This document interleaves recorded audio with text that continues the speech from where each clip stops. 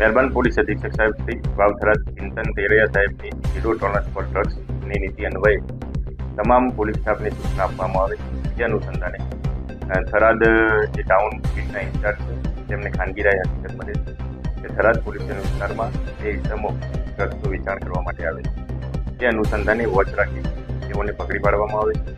તેઓની પાસેથી mephedrone drugs 2.320 ગ્રામ કે જેની કિંમત છે ₹6,960. કુલ મુદ્દામાલ ₹81,960 કરવામાં આવે છે. જે ઇસમો છે સુજલ યાસીનભાઈ સિપાઈ, રહે ગોરાવાસ, તાલુકો થરાદના છે. બીજા ઇસમ છે સાહિલ ગણીભાઈ ગાંચી, જે પંચવટી થરાદના છે.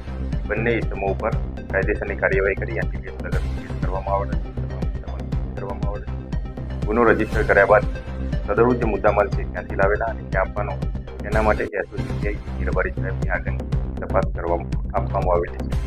અને હું આપ સૌના માધ્યમથી જે આવી અનિચ્છનીય પ્રવૃત્તિ કરતા તેમને જણાવવા માગું છું કે એસપી સાહેબનો સ્પષ્ટ સંદેશ કે આવું જો કરતા હોય તો સુધરી જાઓ, નહીંતર કોઈ પણ ગુનેગારને છોડો.